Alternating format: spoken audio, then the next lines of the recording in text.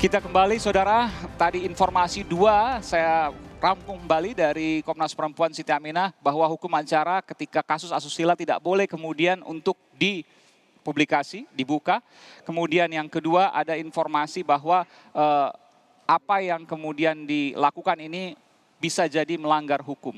Saya ingin tanya kepada Pak Polisi soal keterbukaan apa yang kemudian ada wartawan, Pak penggerbekan, kasus asusila. Bagaimana kemudian polisi menjelaskan ini? Pak Kabitumas. Jadi memang pada saat di TKP sudah ada para media, jadi kita hanya melakukan tindakan kepolisiannya saja, begitu. Kemudian perlu kita luruskan. Ya. Kita luruskan berkaitan dengan memang kalau kasus prostitusi kemudian kasus itu perempuan biasanya dijadikan korban.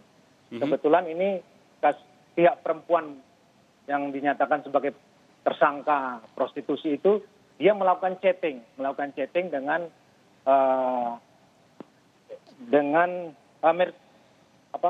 mucikarinya. Dia melakukan chattingan dengan mucikarinya untuk meminta klien atau minta pelanggan. Okay. Dan di samping itu dia mengirim gambar-gambar yang memang tidak pantas.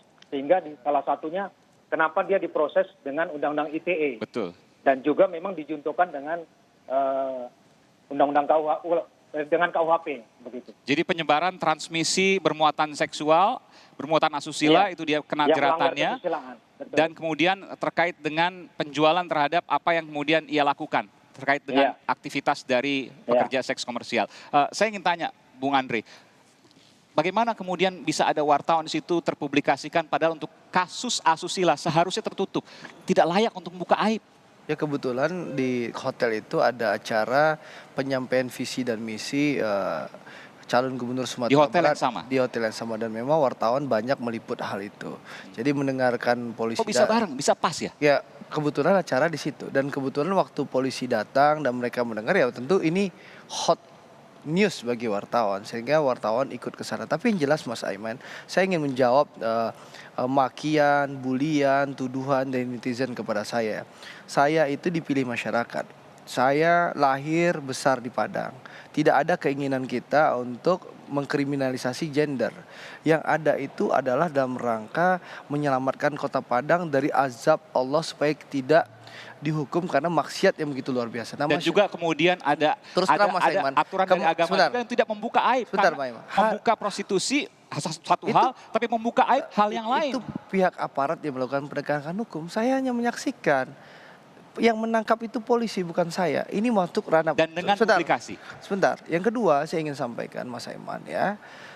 Mas Aiman hari Senin kemarin tanya ke Pak Bayu ya. Pak Stefanus Bayu Satake bahwa hari Senin kemarin Polres Kota Padang baru membongkar korban anak SMP Mas Aiman di aplikasi micet yang sama. Jadi ini sudah saya setuju kasusnya ketika itu kemudian dibongkar, ini sudah fenomena tapi gunung publikasi es. itu hal yang berbeda. Ya, ini sudah fenomena gunung es ya. Dan ini harus dibongkar dan saya sebagai anggota DPR yang mendapatkan aspirasi dan amanah dan masukan dari masyarakat, saya sampaikan ke pihak kepolisian.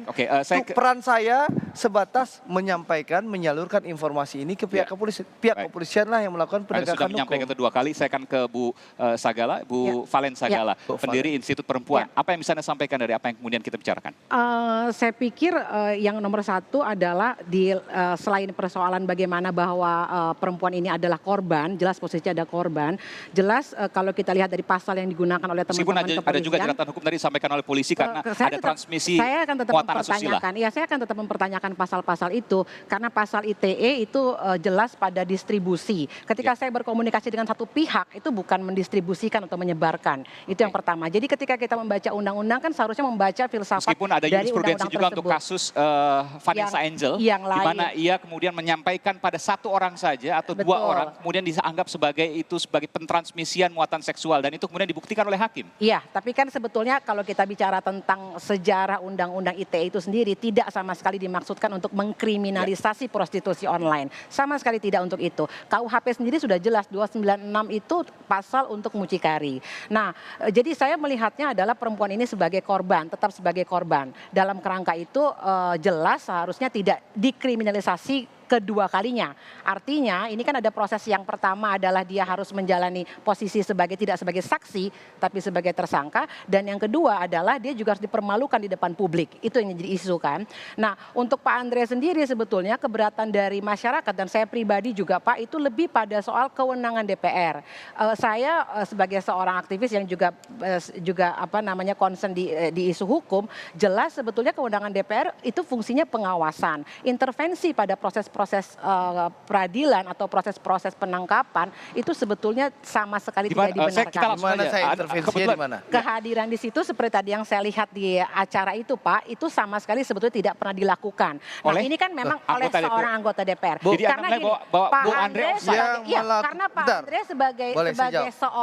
sebagai masyarakat dari Padang, saya paham memiliki concern itu. Tapi ketika Pak Andre sudah terikat dalam undang-undang terkait dengan anggota legislatif, anggota DPR, maka kewenangan-kewenangan dari Pak Andre menjadi lebih terbatas. Boleh itu saya yang jawab. mau saya katakan. Jadi saya ingin sampaikan, yang melakukan penangkapan itu pihak kepolisian. Kewenangannya ada di kepolisian. Saya sama seperti masyarakat biasa yang menyaksikan. Itu satu. Yang kedua Ibu, terkutuklah saya kalau saya mendiamkan prostitusi online atau kemaksiatan di kampung tempat saya dilahirkan dan dibesarkan. Masyarakat memilih saya, tentu harus ada perubahan yang terjadi. Nah, masyarakat menyampaikan aspirasi ini kepada saya, tentu saya salurkan kepada kepolisian. Kalau anggota DPR disuruh datang, diam, duduk, masyarakat melaporkan, lalu kita nggak berbuat, ngapain jadi pejabat negara, Bu? Karena menjadi pejabat negara itu mempertanggungjawabkan bukan hanya di dunia, Bu. Saya akan ditanya sama Tuhan saya, Allah Subhanahu Wa Taala. Andre, Anda akan bekerja sebagai anggota DPR, ada nggak bela rakyat? Ada nggak memperjuangkan aspirasi rakyat? Nah, masyarakat melapor kepada saya telah sampaikan kepada polisi. Itu saja, di mana letak saya menyalahkan kewenangan saya. Yang menggerbek polisi, yang menangkap polisi, saya hanya menyampaikan aspirasi gitu loh. Kalau saya dianggap salah, silahkan bully saya, maki saya. Tapi saya pertanggungjawabkan, saya tidak ingin kampung saya, Sumatera Barat, tempat lahir saya, menjadi sarang maksiat. Saya tidak rela, saya tidak ingin menjadi selemah-lemahnya umat. Itu kepercayaan saya. Silakan. Iya, dari pemberitaan yang ada Pak, itu Bapak terindikasi terlibat, baik mulai dari pemesanan dan lain sebagainya. Itu yang dalam bahasa terindikasi terlibat. Iya, karena dalam pemberitaan media ya. Ini kan saya baru ketemu dengan Pak Andre, betul. Karena ada pemesanan dan lain sebagainya dan juga hadir Andre di Rosiade situ. terlibat dalam itu. Dalam hal itu ketika saya bicara langsung, terlibat menjebak PSK itu. Ketika ada kontak terkait langsung dengan saksi, tersangka, prosedural kepolisian yang harusnya prosedur itu adalah wilayah yuridiksinya hukum, itu sebetulnya menurut saya seorang anggota DPR tidak perlu berperan ke situ karena undang-undang sudah mengatur bagian-bagian dari trias politika kita. Posisi Pak Andre dan niatan baik itu betul, tapi niatan baik dari Pak Andre juga bisa. Tadi Pak Andre katakan sendiri, Pak Andre kemudian dibully dan lain sebagainya. Anda mengatakan ini bahwa menjadi bukan hanya penting. informasi yang disampaikan oleh Bu, nanti saya akan beri kesempatan. Bukan hanya informasi yang disampaikan Bu Andre, tapi juga ikut dalam proses bagaimana kemudian melakukan penjebakan. Iya, menurut saya itu tidak boleh terjadi karena anggota DPR fungsi-fungsinya sudah jelas. Kalau memang ada concern dari masyarakat, jelas saya setuju sekali dengan Pak Andre harus berkoordinasi dengan aparat penegak hukum. Tapi bukan kemudian ikut mengintervensi dan lain sebagainya. Itu yang membedakan Pak Andre dengan saya. Bung Andre, saya akan berikan kesempatan. Rakyat biasa. Saya akan berikan kesempatan. Saya janji kepada Anda, saya ingin konfirmasi dulu kepada Pak Polisi, Pak Kombes Bayu. Pak Kombes, Pak Bayu, apakah benar bahwa Bung Andre tidak hanya memberikan informasi, sekali lagi ini menjadi sebuah informasi yang harus kemudian dibuka ke publik. Bagaimanapun juga Bung Andre adalah anggota DPR yang harus mempertanggungjawabkan pada konstituennya, juga kepada masyarakat terkait juga apa yang dilakukannya. Karena Bung Andre saat ini juga terancam untuk dilaporkan ke MKD, Mahkamah Kehormatan Dewan. Jadi begini, berkaitan kami anggap Bapak Andreas sebagai masyarakat yang melaporkan kepada polisi. Sebagai masyarakat. Jadi kita lakukan, begitu ada laporan dari masyarakat, pihak kita sebagai kepolisian melakukan tindakan yang dilakukan seperti itu. Jadi memang kita anggap Pak Andre itu memberikan informasi, sebagai masyarakat memberikan informasi, dan setidaknya itu membantu tugas polisi.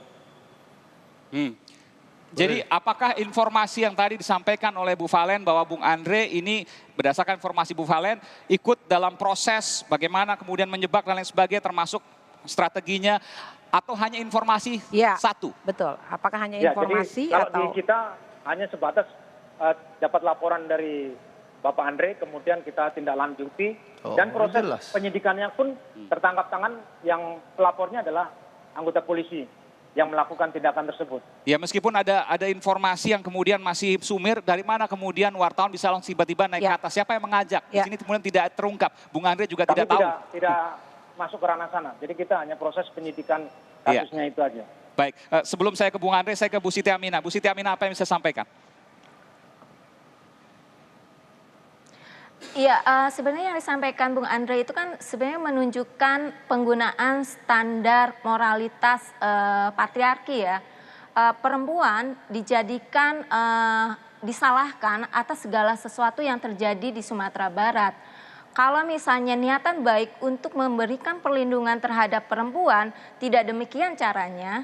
Seharusnya misalnya mendorong pemerintah daerah membangun sistem pencegahan, penanganan dan pemulihan korban kekerasan, bukan dengan hal seperti ini ketika misalnya niatannya untuk menyalurkan aspirasi. Boleh gua tanggapin? Jadi sekali lagi di sini saya lihat dari pernyataan Bu Siti Aminah, Bang Andre berarti kalau bahwa masyarakat moralitas datang ke yang saya saya hanya diam ingin saja gitu, Bu. menyampaikan. Iya, tapi Bang Andre menyalahkan perempuan, memposisikan perempuan sebagai penanggung jawab utama moralitas. Padahal kalau dalam konteks ini, baik laki-laki maupun perempuan dalam prostitusi ini, itu ya Bu, harus dari dilihat tadi juga saya tidak pernah moralitasnya, tidak hanya menyebutkan ditimpakan menyalahkan menjadi perempuan, tanggung Bu. jawab perempuan. Jadi saya dari tadi tidak pernah menyebutkan menyalahkan perempuan. Ini hanya laporan, saya serahkan ke pihak kepolisian. Mohon maaf Bu, sekarang di Sumatera Barat itu korbannya sudah anak SMP kelas 2. Ini baru kejadian Senin ya. Sekarang Ibu bayangkan Anak aplikasi SMP, Bang Andre, itu kena Undang-Undang Perlindungan Anak dan TPPO, ya. Itu kejahatan, clear. Tapi yang ingin saya sampaikan di berbagai media pun Bang Andre mengatakan bahwa dengan adanya prostitusi online, Sumatera Barat terancam bla bla bla. Itu kan juga sebenarnya sama saja menyatakan bahwa perempuan sebagai sumber masalah.